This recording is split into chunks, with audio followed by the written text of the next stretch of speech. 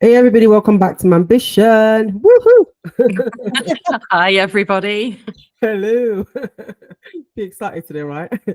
So on this special episode, we have a wonderful guest, Yasmin Sampson-Da Rocha. Woohoo! Have I Woo! Thank pronounced you that for correctly, having by the me. way? Is it Da Rocha, right? Yeah, it's Da All Rocha. right. Yeah, Da Rocha, it's a okay. Portuguese going. Yeah. Love it, love it. So, for anybody who doesn't know Yasmin, she is an architectural graduate with 8 years of management consulting experience. She transitioned from corporate life 7 months ago to become a career and leadership coach for Generalists. Yasmin helps individuals to build successful and fulfilling careers without needing to specialize or sacrifice wealth.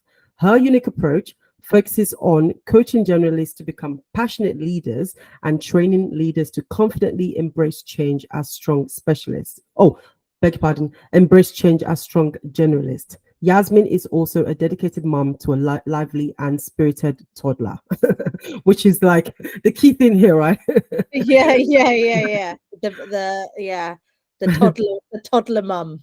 Toddler Absolutely. mom, exactly. Yeah, I mean, we're all feeling that, aren't we? I Oh, was up definitely. at 5 a.m. this morning with my toddler. Yeah, Yes, we're gonna push yeah.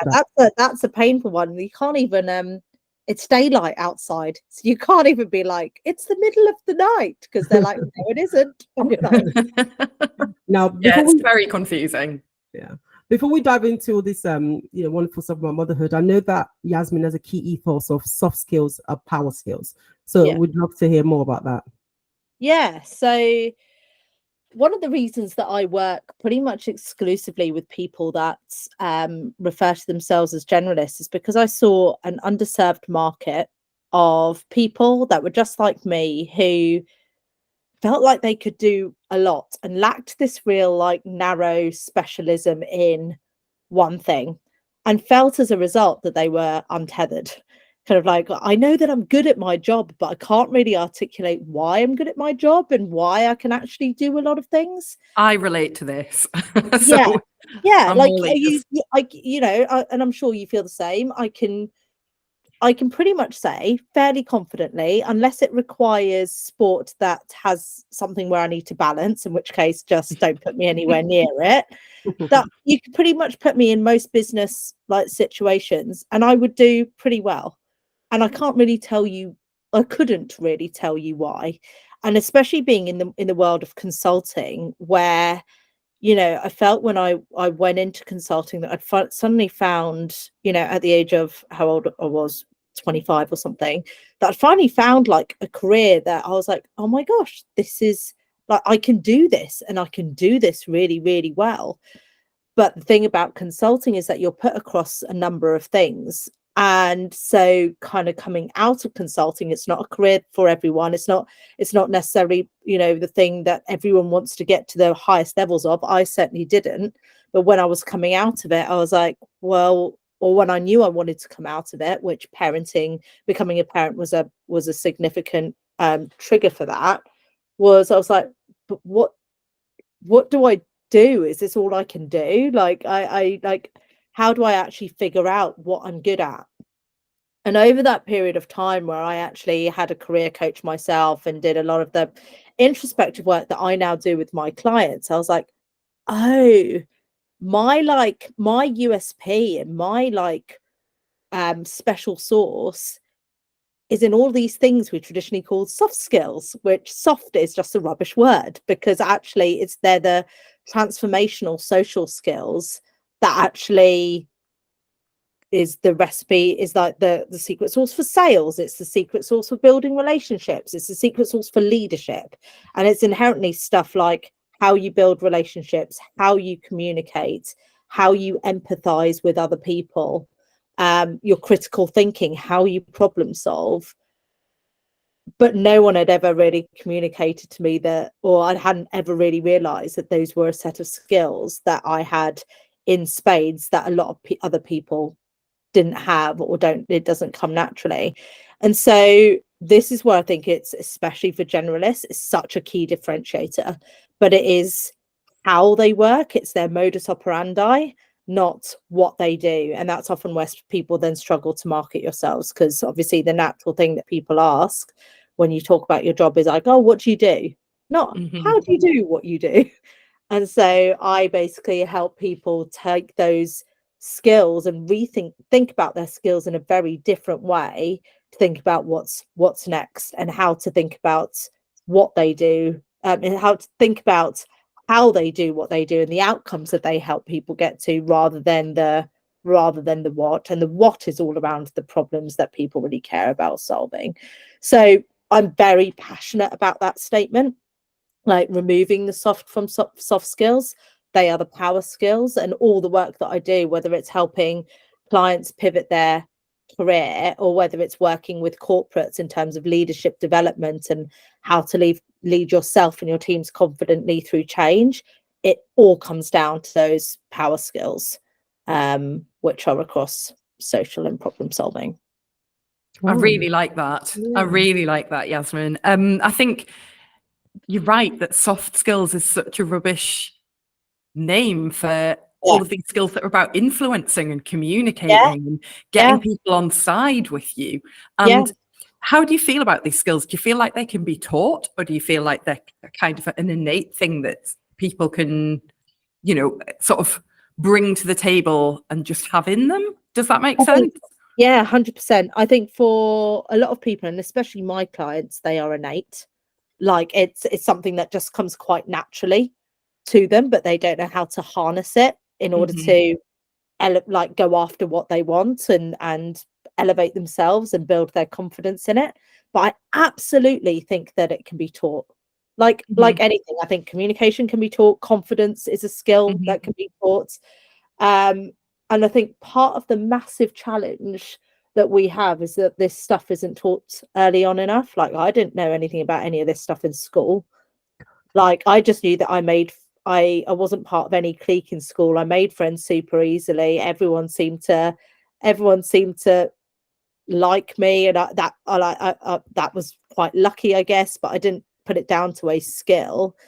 And the same with, I think the stat is ridiculous. Like 75% of managers are accidental leaders. Like you're not taught how to manage people. And there is a huge jump between being very, very good at delivering your job to then leading other people to do their job. Yeah. It's a huge difference. And but naturally, in order to progress in your career and to get those salary jumps, you move into leadership positions, but no one actually tells you how to succeed. So actually, I think when we look at some of the reasons that why people leave the job, why people leave their careers, or why people end up losing so much confidence in their job, and it comes down to toxic leadership, toxic culture, toxic workplaces, I think we can often criticize the individual too much, when in fact all they're doing is that they've never been taught how to be anything different. And so their own belief system comes into play, their own insecurities and inadequacies come into play. And leading others is more about leading yourself than it is about actually leading others. And so that's where those skills around how to communicate, how to influence, how to persuade, how to problem solve, how to empathize, they're all learnt skills that even people that where those skills come naturally can become better at those things. As well. And it's a continuous, it's like, I think Simon Sinek puts it really well, where he's like, says it's like going to the gym. Like if you stop going, you stop seeing the results. It's one of those things you have to practice day in, day out. And if they look like it's not a finite game. Is that No, what you mean? Yes, not yes. a finite game. No, like, you don't win at marriage. You don't win at business. You just keep going to stay in business. You keep going to stay in marriage. It's a practice. Yeah. So it's a way of being. And I very much believe that power skills are that. And it's one of those things that actually, if you can teach, which you can, but if people are taught it, it goes across every aspect of somebody's life. You know, you teach people how to empathize, they're automatically going to be better parent, a better partner, a better friend, as well as a better leader and a better colleague, and a better mentor. You teach people how to communicate with clarity. They're going to be a better partner, they're going to be a better friend, as well as being a better leader and a better colleague and a better mentor. You know, these things aren't, they're life skills. They're not business skills. Yeah, definitely. Yeah. Oh, go ahead, Tiffany, go on. I was just going to say that I'm interested to know how you found the confidence to be yourself in this way, because I think that's the key thing, isn't it? I like, where does your confidence comes from to really drive your idea of this soft skills and really believe in it and push it? Because I think often we have really great ideas, but what holds us back is the confidence element. And I'm thinking about the mothers listening to this, right? They might have a similar idea like you, for something that's a little bit different, maybe something that's not the norm. How would you suggest that they find the confidence to push through? Yeah, I think confidence is such an interesting word, isn't it? Because I think often there's this like narrative that you either are or you aren't. And confidence is really, really situation specific. So, you know, put me in front of a room of 30 strangers to talk about leadership development. I won't break a sweat. I'm absolutely fine. Put me in an F1 car and tell me to go like drive around, you know, the Grand Prix track. I'm going to be shaking. Does this mean I'm not a confident person? No, I'm just confident in a situation and a scenario that I have practiced and developed and actively worked at, you know, overcoming my insecurities in. If I drove that car again and again and again and again and practice and practice and practice, I would develop confidence in a thing. So I think that's a key part, that confidence is a learned skill, and you can become confident in whatever you want to become confident in. Same with being a parent, right? I'm sure a lot of people resonate when you're, you know, when you're handed this tiny 8-pound-ish thing that, you know, you have, if especially like if it's your first child, especially, you have no, like, you can read all the books, you can watch all the videos, you can listen to all the podcasts, but you're still, now it's you and maybe your partner and this little thing, and you're like, and we're alone now. And the first time it cries, the first time it stays up all night, the first time, you know, it falls over, or, you know, the first time it gets a rash, you know, you panic. But over the course of parenting repeatedly, and you know, you're in it, you're stuck with it, you're in the thing, like, you become more confident as a parent. So I think that's a huge thing.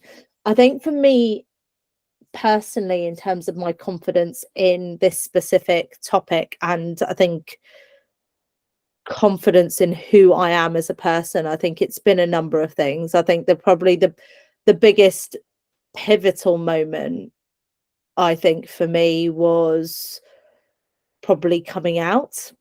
That was in my early 20s, and I think that was a massive thing around, like, I've got to own who I am, because if I don't own who I am, nobody else is going to own it for me.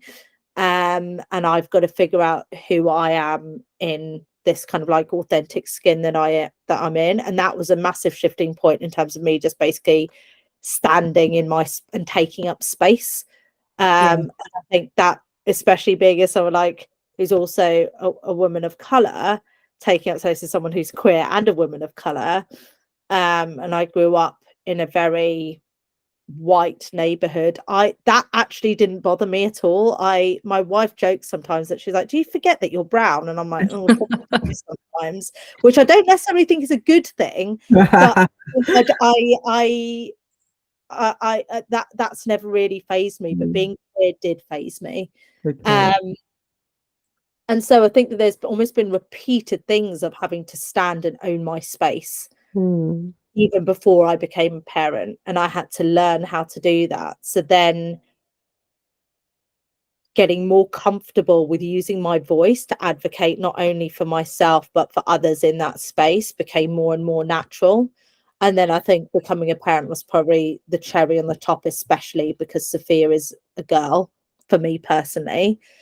And women's rights and gender equality being something I feel so passionate about, and motherhood being something, and motherhood and business being something I feel so passionately about. It was very much a case of like, all right, I've got to be an advocate for her, and I've got to be an example for her, so that I am that role model for her in terms of owning your space, standing up for who you are, standing up for what you believe, standing up for other people, like not just advocating for yourself, but standing up for other people who are underrepresented or, you know, are underrepresented in their space. And so that was probably their like mental like tip over point for me, which was like, I've now got a responsibility. Before, the responsibility felt very much to myself, which should be enough as it is. But that tip over was, I've now got a responsibility for a little person. And that felt huge to me. I think that does make a really big difference, because you're thinking like all the time about somebody else and how they navigate the world, aren't you? I mean, I have a boy, but at the same time, I have always been quite a feministy person, and I am always thinking about how I can raise him to be a better human and to respect 100%. women. Yeah. And I think it's a really challenging world for parents of girls and boys, like the little humans that we're raising. For ultimately, we're trying to raise them to be more empathetic humans with hopefully brilliant self-esteem. And that's the thing that I want to raise for Sophia. The main thing is I want her to be kind, and I want her to have an amazing sense of self in terms of self-esteem, because I can't control the bullies. I can't control what other people tell her she can or can't do. I can't control what other people may say about her family setup, but what I can influence is her self-esteem. And so, and how I build that, and I think how I then hold myself is a massive, because they look to us for everything, right? Especially at this age, is a massive driver for me. Yeah. Okay. And for me, I think as well, like, you know, in terms of self-esteem, I think that self-esteem is really important to being your authentic self. And I think that they're kind of linked together in a bit of a circle. And it sounds like, you know, you gained so much confidence from the point of coming out because you were then able to be more authentic with people. Yeah, absolutely. I remember someone, I don't think she meant it quite like this, but I remember like an HR in an old company, in one of my old companies, being like, you are like the diversity dream hire. And like, I guess you get hired. I need to get hired. Who cares how? I was like, you know what? I own that, because like, you know, I'm a parent. I've got ADHD. I'm mixed race. I'm queer. I was like, like, fine, I am. I also think that what that has done is, I think it allows me to empathize with a lot of people, because I cross over so many different different areas or different identities, that it allows me to empathize with a lot of people. And I think that in itself has also built my self-esteem, because I know what I am and I know what I'm not, and I feel very confident that no one else can tell me what I am and what I'm not.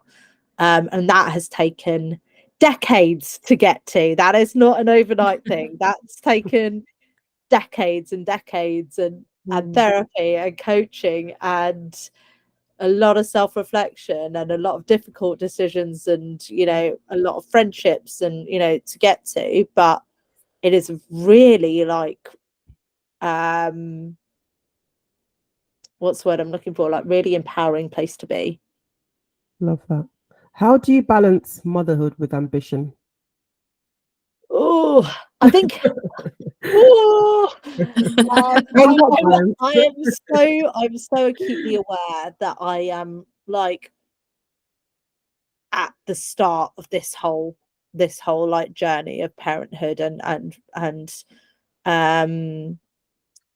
and running a business, or just parenthood and being a woman in with a career, right? And I think there's, just from seeing colleagues and friends who are a bit further ahead in their parenting journey, I can see that there are different challenges that come with different stages of, or like different age stages. So I can only very much talk as someone who only have one child.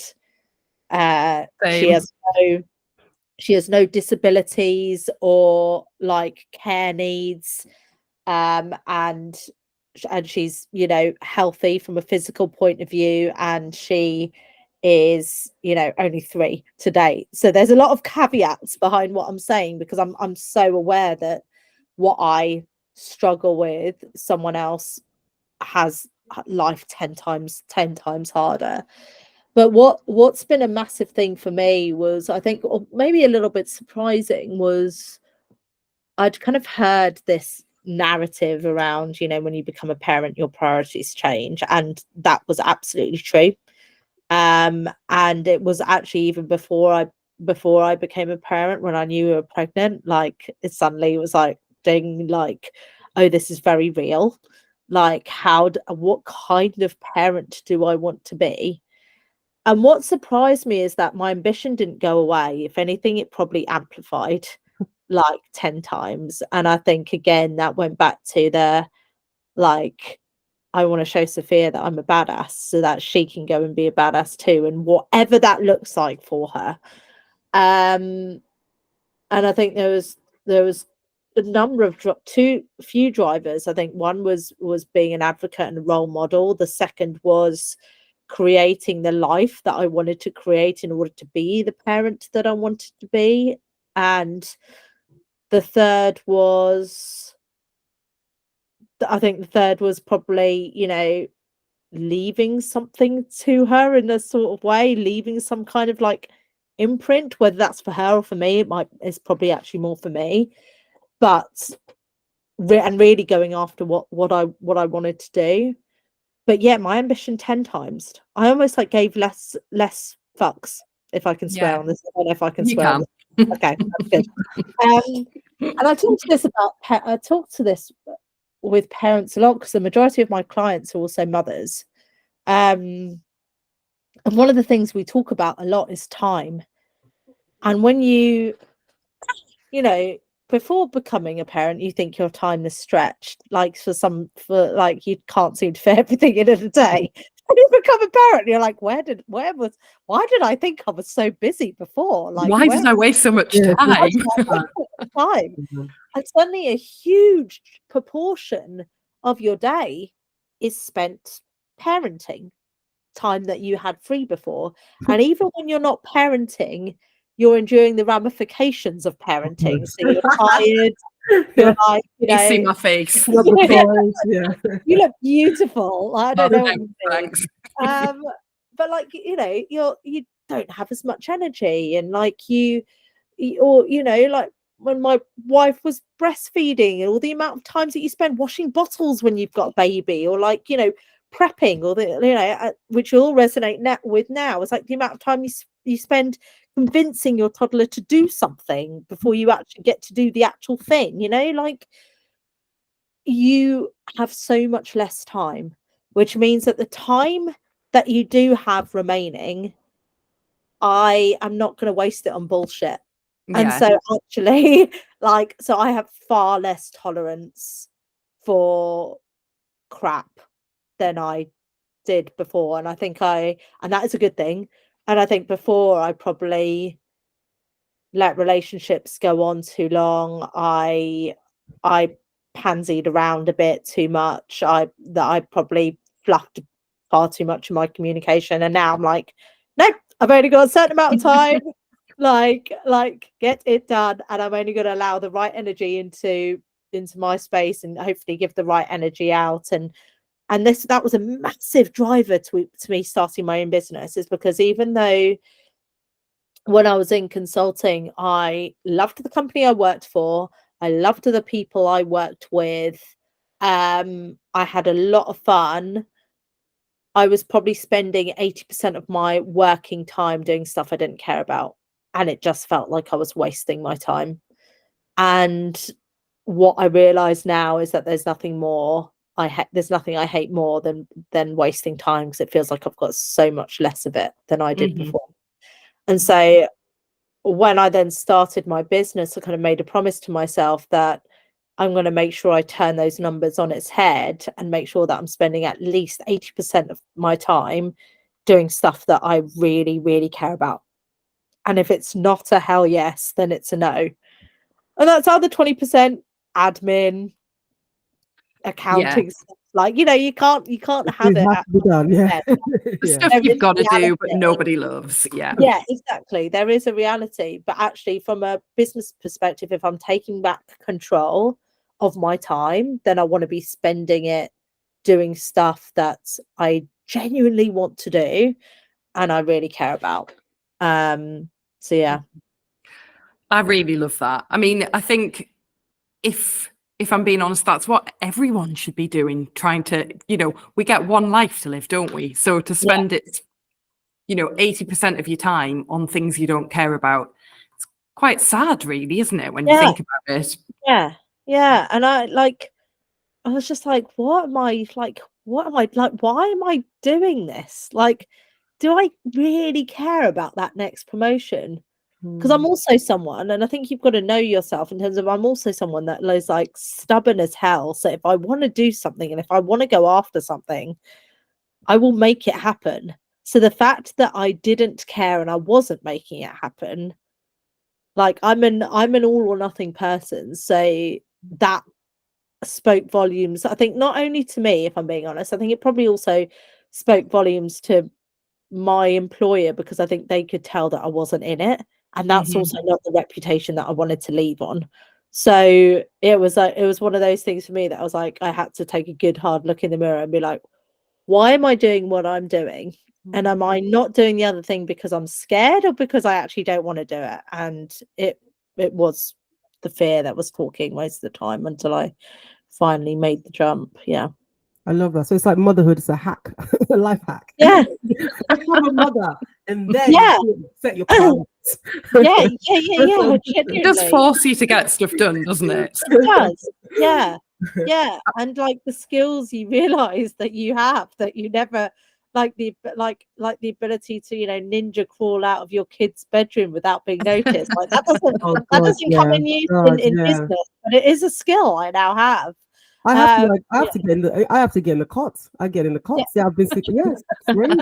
I never been there, in my life didn't work. I've been in the cots, and you fall asleep. And you're like, oh, fell asleep.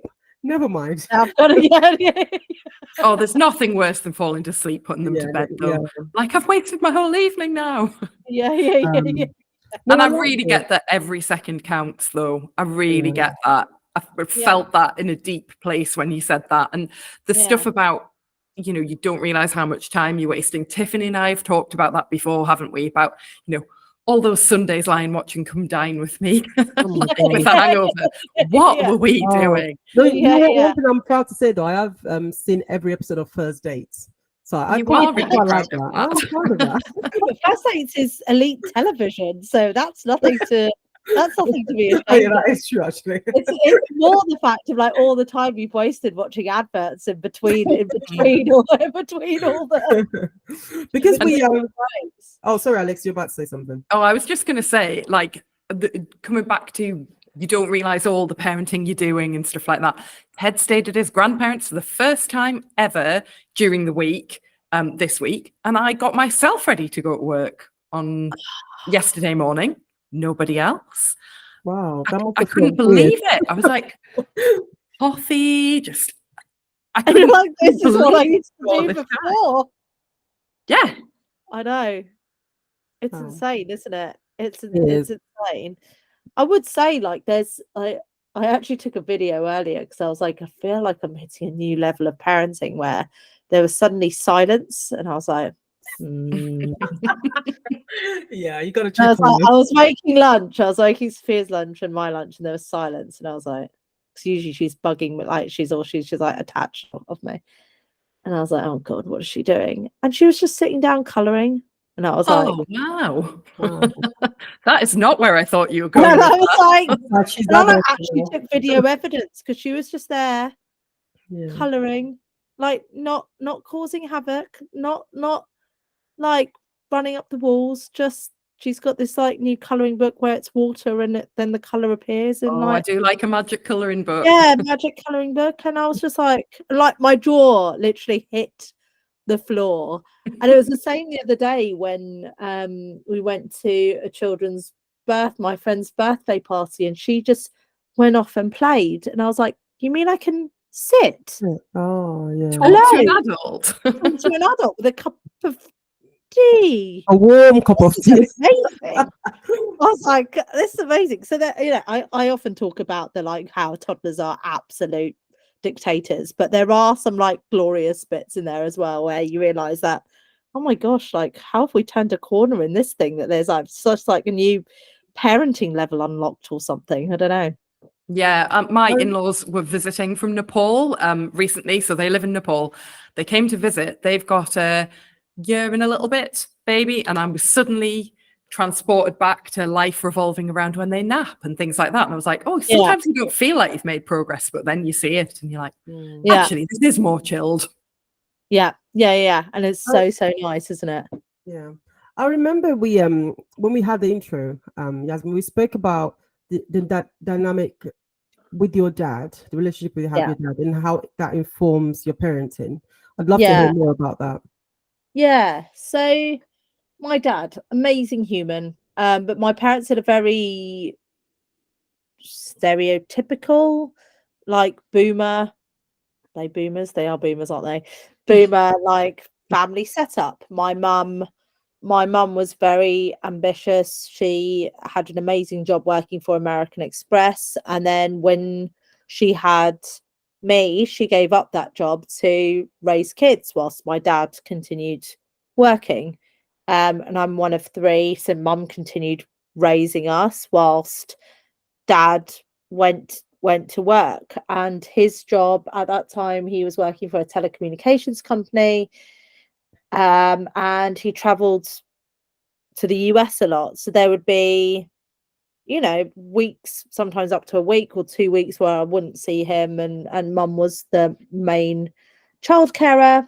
And you know, that was very normal for you know, it speaks to a lot of my friends, that was actually very, very common for a lot of my friends' parents.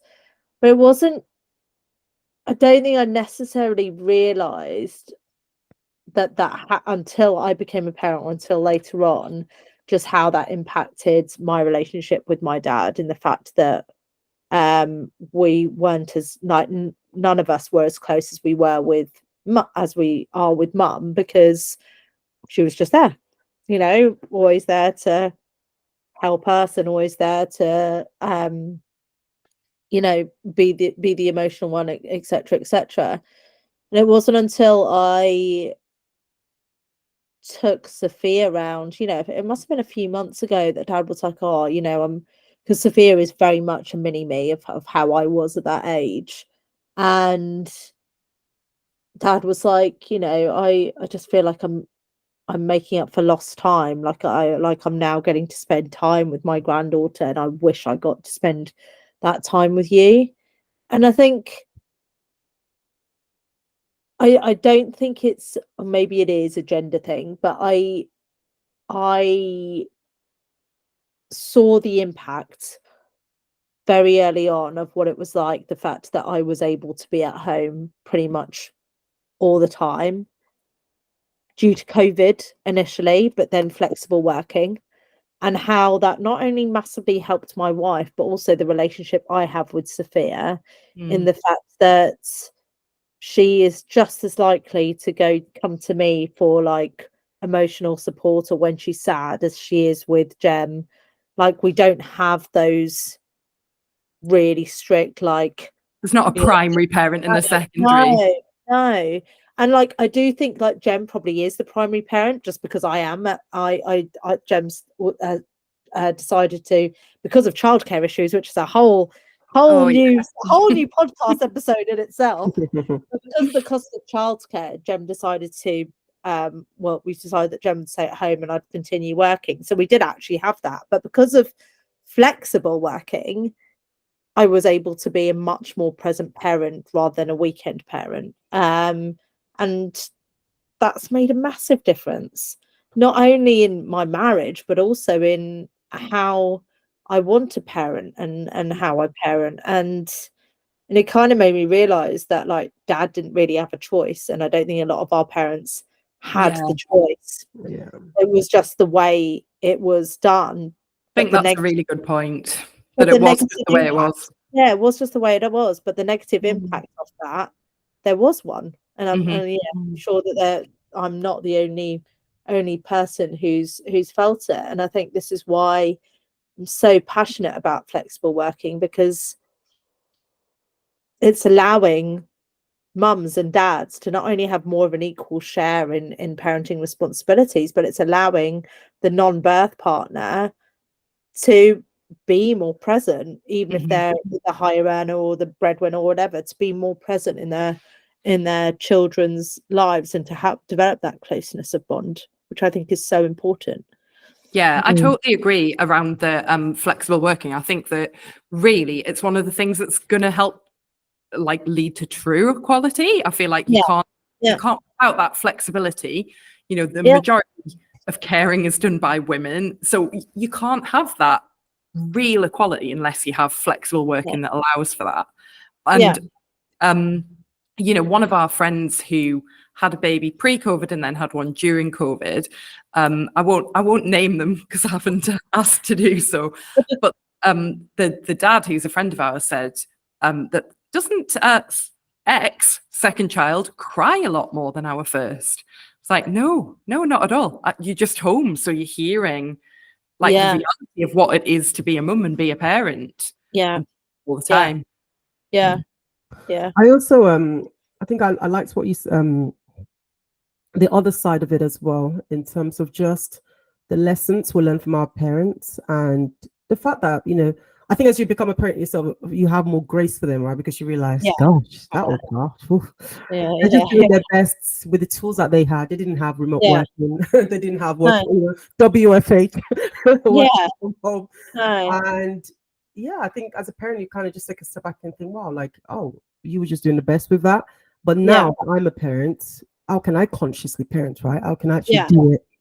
In How the can I how can I parent different with the tools that I now have? Because you know, like you said, the tools that we now have is so different to the tools our parents had, and also just how society has changed as well. You know, in 30 years, like insane. society is completely different. What we think of women in careers is completely different than it was, you know, 36 years ago when I was born. You know, it's so I think we have to choose to consciously parent differently in the ways that our children, if they have kids, will have to choose to consciously parent differently, because the world will be different again. I think the power skills that you talked about at the start, I think that they are now much more relevant in parenting than they ever were before, because, you know, in the past it would have all been about discipline and you will do what I say, basically. Whereas now there's a lot more empathy and there's a lot more persuade and influence your children and try and understand their motivation. Correcting. I could not agree more. Like, I totally agree. And I think this is like, you know, gentle parenting gets a lot of like stick for it. And I think, again, the word gentle is misleading. I think it's empathetic parenting, where it's actually you're trying to put yourselves in the shoes of, especially if it's a toddler, someone who isn't able to emotionally regulate, someone whose feelings come very hard and very fast, who have no filter between brain and action. And what you're trying to consciously do is, rather than try and act like adult to adult, actually put yourselves in their shoes, even if as an adult you're like, this is insane behavior. Like, what is going on? It is like And it's like, and again, it is a practice, and Mm. you're not always going to get it right. Like, you know, like Sophia bit my wife this morning, and I was just like, the rage that, I mean, like, I didn't act on it, obviously, but the rage, I was like, what? Like, how is that how is that acceptable behavior? But for her, it's just like, she's just like, I've got this anger that you took my toy away from me because I wasn't behaving myself, and now I'm angry about it, so I'm going to react to it.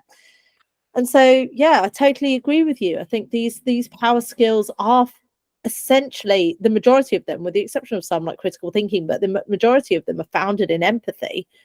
So yeah, I think it, and I think also in the age of where we're like the digital age that, you know, we're very much in the middle of, and it's just going to increase, these power skills are going to be the only differentiator. You know, we talk about AI taking all of our jobs, etc., etc., but what it's really doing is AI is just removing the stuff that's very like able to be automated and process heavy, like the human stuff, the stuff that makes us human, and the stuff that allows us to build these connections with each other, and allows us to build relationships, and allows us to form communities, and are your power skills. Yeah, so I think they're so important. I think I know obviously we're running short on time now. Do you coach a lot of women now as part of your work, or is it just a split, like an equal split, or do you see? No, so I coach men and women, but 90% of my clients are women, and the majority of those women are also mothers. And I Oh, think it's because you tend interesting. to attract people that, and young mothers as well. Young mothers of young children, not necessarily young mothers. Like Young 15-year-olds young mums or yeah. Mothers of young kids. And I think it's because you tend to attract what you put out. Like, I talk about being a toddler mum, I talk about, and you know, some of my clients are queer as well, I talk about being queer, I talk about being a generalist, and people are attracted. They're like, I can see myself in you, I know you get it, I don't need to talk about, you know, I don't need to justify how exhausted I am about X, or you know, the fact that I want to be able to have more of a flexible work lifestyle because of ABC. You kind of get it. So that doesn't necessarily surprise me, and I don't necessarily explicitly target just mothers, but that does tend to be the majority of my clientele, and I love it, because you know, I come out of kind of like, people come out of my client working with me, and we're genuinely friends. Like, we've like formed that bond, and I think that's really, really nice, because that's a level of trust there that comes from like just the, I get you, I know you, like I know what you're going through, and I'm cheerleading for you. I feel like when you have that coaching with somebody who is like you, you've almost got a shorthand, like with them. They understand, like, you know, that they understand what you're going through, and you have to say a lot. You have to explain a lot less, I think. Yes, I think so. I think so massively. Yeah, I agree. Okay, and I know obviously we've spoke a lot about, you know, the soft skills, been generalists. I mean, and I know it's quite a big question, but what advice would you give to a mother who, or someone who's had a child recently, and maybe they're about to go back to work, and they're obviously very ambitious? I mean, are there any kind of couple of good like advice that you would have for them that could help them, or to look at things a little bit differently? Yeah. So Oprah Winfrey has this great, she was asked, I think it was by like Trevor Noah in an interview, around like, what was the commonality amongst all the people that she's interviewed. And obviously she's interviewed, you know, some of the elite of the elites, have done it, the best of the best across every industry in the world. And she said the people that succeed are the people who get to where they want to go, or the people who know where they want to go. And that's very much how I start every coaching conversation, is figuring out, what do you want? And like, really, what do you want? Not what your parents want, not what your partner wants, not what your peers are doing, not what your friends are doing, but really, what do you want? Like, what if I was to, and this is almost like the pivotal question, which everyone can ask themselves, which I'll kind of leave you with, which is, if I was to bump into you in a year's time and you said to me, oh my God, Yaz, like, we haven't spoken in so long and you wouldn't believe what's happened to me over the last 12 months, what would you want to say? And what would you want to say about your health, physical and mental health? What would you want to say about your relationships? And that's relationships with yourself, with your partner, with your friends, with your kids. What would you want to say about your passions? You know, the stuff that lights you up, whether it's running ultra marathons or painting or going to the cinema, whatever it might be. What would you want to say about your wealth? You know, and this is like how much you earn, your savings, your debts. And then finally is like, what do you want to be able to say about your career? And career is very deliberately number 5, because normally we think, in terms of goals, we think exclusively about our career, and then everything else kind of fits in wherever there's gaps on the outside. And this is far more of an integrated, holistic approach, which is like, actually across all of those 5, what do you want to be able to say? And then across all of those, like, what are your 2 biggest priorities? Because you can't necessarily do everything. When you try and do everything, you're going to burn yourself out. So, you know, what's the most important? What are the 2 most important things right now? Sometimes for my clients, it's like, I have been through such a horrendous time at work. It's just building my confidence back up, so I feel like myself again. That's a massive thing for me over the next 12 months. I want to feel like a baller again. Another person, it might be, you know what, I've got a huge ambition to run a marathon this year. That is one. I know for me that physical health is massively linked to mental health and how I feel in my business. So that's what I want to do. And the second is I want to get promoted. Okay, those are your two big things. You have things as a North Star, you start to make decisions that work towards that. If you don't have that, and I'm not talking about North Star in 5 years' time, by the way, because I hate 5-year plans. Life changes far too fast to have 5-year plans. A year is enough. You have that. You've got something to anchor yourself to be like, every decision you make, is it helping me to get closer to that, or taking me further away from that? Yes or no? Okay. And if I'm scared, is it because fear's stopping me, or is it because of something else? And it helps you make decisions, but you have to have that North Star. So my thing would be, if you're going back, it would be, you've just become a mum, or you're a mum in the situation where you're like, I don't know, like, my career no longer feels right. Listen to that and take time to think about, what do I really want? Like, what's really important to me and why? Yeah, hopefully that's helpful. Yeah, I think I 100%. really like the holistic Love it. approach to it, and the 5 different points. And I think doing that introspection is really important. But I think that you've set that out really nicely as well. And I guess the final thing is, where do people find you, Yaz? Where do they get in touch with you if they want to find out more?